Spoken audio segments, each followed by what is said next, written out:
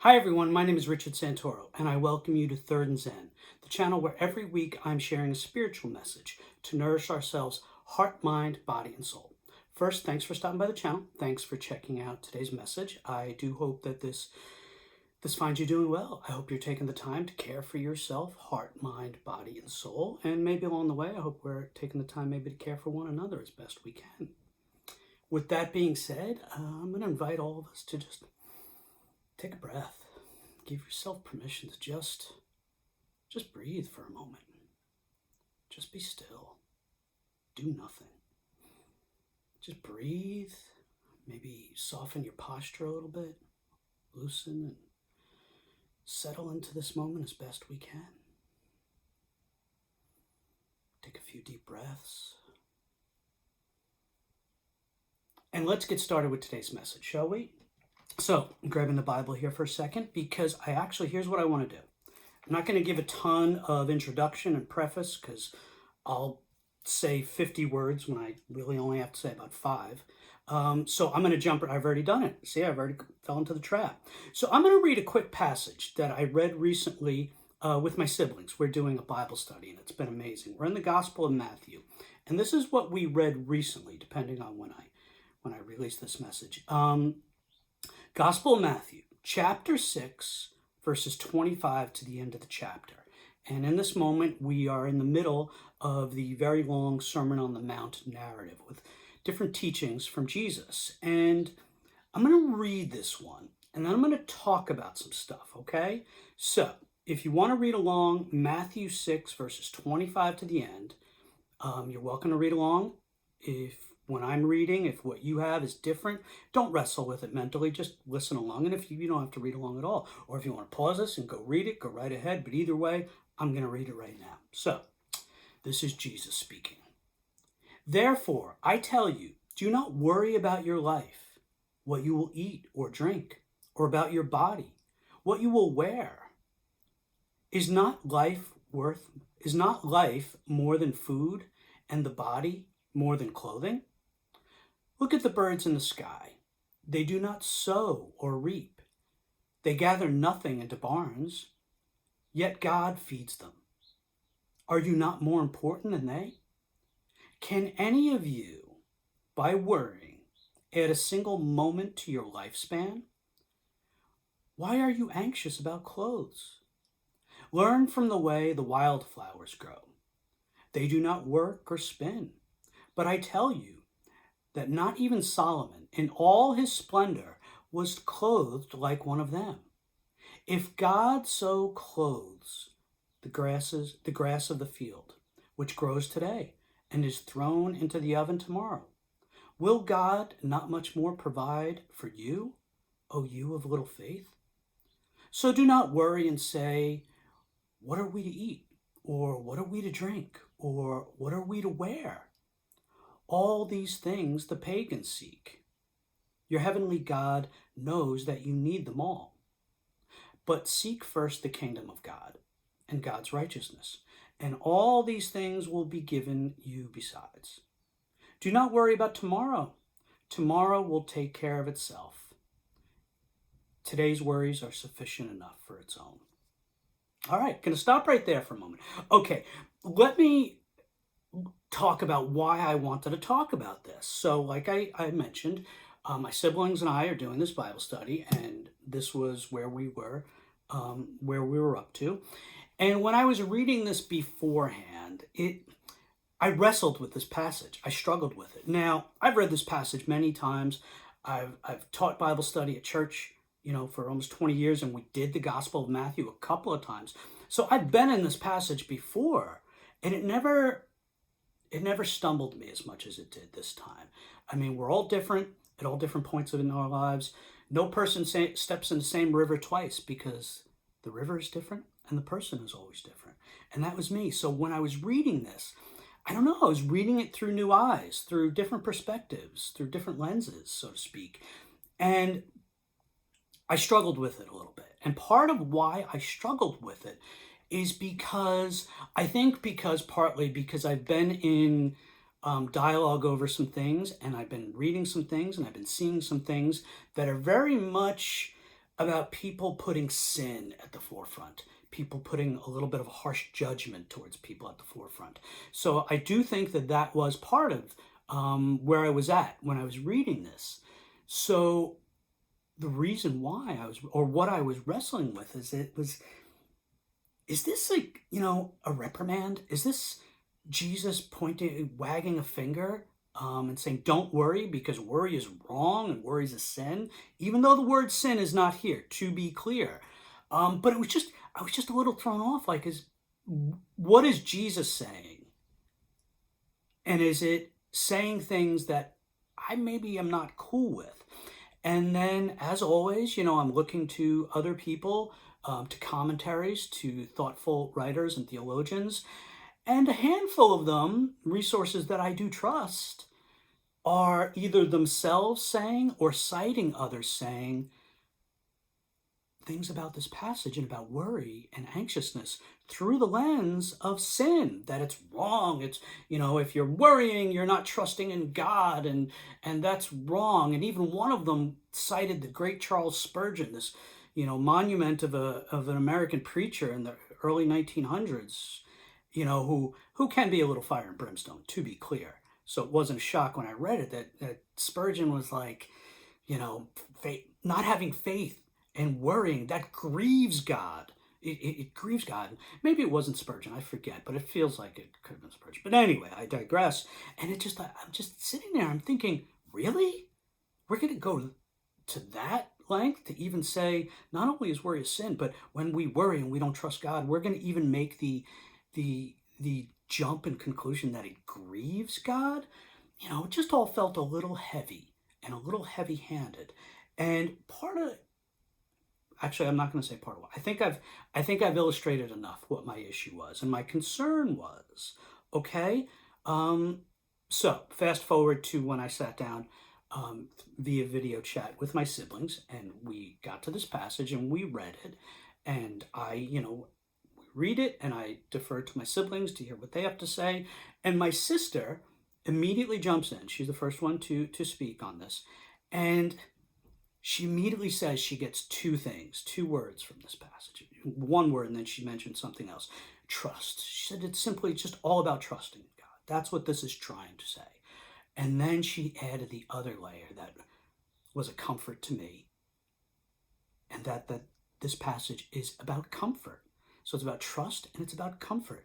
And when I heard that, I took a deep breath. So I appreciate my sister in that. And my brother, echoed it as well. And neither of them landed on anything. The conversation never veered into the Spurgeon-esque lane of it being a sin and a reprimand and telling people not to that they ought not to worry because worrying is wrong, and to trust in God. And if you don't, they never went into that, and it really, really helped me to be, okay. So I wasn't wrong for reading this and having concerns that it might be saying this. And I was comforted knowing, by God speaking through my siblings and the affirmation that, no, that's not what this is saying. And as we dug deeper and as we unpacked it a little bit more and talked about it, I felt better. And let me now explain this passage a little bit, and a little bit more of why I had the issue, and a little bit more of what this passage is saying. Here's the bottom line. I'm going to say something that's not going to be a hot take or come as news to anybody. Life is really hard most of the time for most people. Life is a challenge. Things are difficult. We have so much that we wrestle with in our daily lives and in our overall journey, whether in our present moment day, getting through the challenges that the day presents, whether it is dragging along the wagon train of emotional history, baggage, and I don't say baggage as a negative, I just say it as the reality. We have a wagon train full of stuff that, is in us, whether it's trauma or pain or issues or just things about our makeup that make life hard, or things about our relationships or our situations or unhealed things. I'm describing that the water's wet, and I'm sure those of you that are listening are like, yeah, life is difficult. It can be really hard to deal with our past and how that affects our present, and dealing with our present and having our present be challenged by the thought of our future and concern over our future and a plethora of things that we have to deal with, plethora of things that we have to manage. And life is hard. In a nutshell, life can be very difficult, and it can be very difficult to not worry. It can be very difficult to not have some anxiety over things. And that doesn't even include, and part of what I was reading this through and having concern over was, I don't want this to add any more stigma to mental health issues, particularly, people that have challenges with anxiety and anxiety as related to other mental health diagnoses, whether it's ADHD or things of that nature or whatever. I didn't want that to color. I didn't want this passage to color any of that in a derogatory, stigmatizing way, because that exists in this world. So again, to reiterate, life is difficult. Life can be challenging. It can be very challenging to not worry about things, and it's okay if we can't automatically lean into faith, lean into trust, lean into breathing, lean into meditating on it or pausing or whatever wonderful tools are in our spiritual and emotional and mental health toolbox. It's not always easy. And what's awesome about this passage and what my siblings helped me feel comforted by is that Jesus knew that. In this passage, when Jesus is telling people and encouraging people to not worry, he's not doing it in a harsh or stern or finger pointing or judgmental kind of way. He's not doing it in a way that says you're wrong or you should feel bad about it or shamed about it or guilty about it or you've sinned. He's doing it in a way that's comforting. He's wrapping it up in lovely illustrations. I mean, he's mentioning the birds. He's mentioning the wild. Learn from the wildflowers as they grow. They do not work or spin. And he's mentioning the grass of the field. And he's mentioning the birds, as I already mentioned. In verse 26, look, I couldn't find it, sorry. Look at the birds in the sky. They do not sow or reap. They gather nothing into barns, yet God cares for them. So Jesus is trying to encourage the listener, and now us, the reader, to do our best to not worry. And he's not doing it in a harsh way. He's doing it in a soft way by just more, layering it with illustrative encouragements and good old proverbial life wisdom, to say, do not worry about tomorrow. Tomorrow's going to take care of itself. And when he says, in verse 32, all these things the pagans seek in terms of worrying about what we're going to eat, what we're going to drink, what we're going to wear. And he's not saying that as a derogatory thing about pagans. He's saying it more like when you're in that particular lane and you don't have the realization that you can trust in God, that's where they are. They're in that worry lane. And he doesn't say with judgment. I think he says it with an air of love. So this passage is not a finger-wagging, harsh type of passage that I was concerned that it might be. It is a passage of comfort. It is a passage that says, trust in God as best you can. Don't worry about tomorrow. Don't do that to yourself. Tomorrow's going to have enough concerns of its own. Stay present. Stay with God. Lean into God. Trust. Worry's going to come. It's going to happen. But do your best. Do our best to lean into God, to lean into faith, to lean into trust. So when I did this Bible study with my siblings, that's how I felt. And I'm bringing something up for me to read to us. And it made me feel better. It made me feel comforted. And this is very ironic, and I'm going to say it, and pardon the pun in advance. I read this passage, I looked at it, I jumped into it, as I said, and I was worried. I was worried about what it might be saying. And I was worried about what my siblings might say. And I was worried about having to wrestle with the potential of Jesus saying it in a harsh way, in a condemning way. And not that was Jesus's way at all. And I was worried about that. And the irony of the fact that I shouldn't have worried. I shouldn't have worried. But there, I say should. Should's not a healthy word to say. But in the end, I worried and I didn't have to worry. And my siblings and God via the Spirit comforted me and said, don't worry, it's okay. And then, we did this Bible study a couple of days ago. And I really felt better. I really felt awesome about it. I was reading it through a new lens. I was reading it through a, hopeful and comforted lens. And then I went for a walk the next day and I was reflecting on this. And I was thinking about Easter. And I was thinking about the fact that I have to come up with I'd like to come up with an Easter message. And I was just thinking about this passage of hope and comfort and trust and worry and birds and trust and worry and flowers and trust and worry and comfort and trust and worry and again birds. And I was so immediately reminded as I walked of one of my favorites, and I'm sure many people, a lot of people, Bob Marley, Three Little Birds.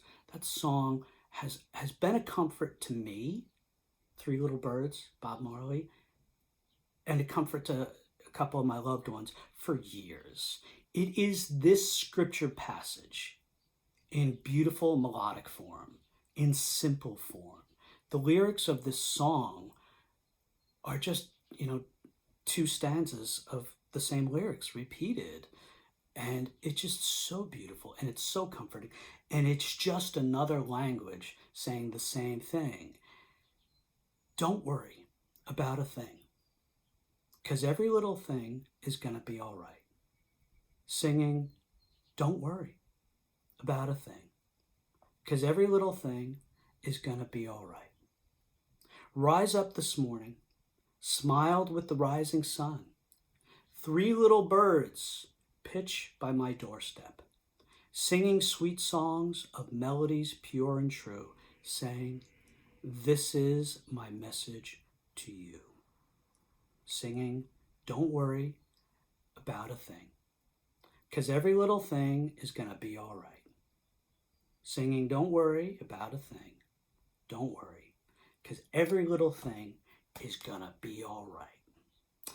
My friends, to echo Jesus, to echo Bob Marley, and don't worry about a thing, because every little thing is going to be all right.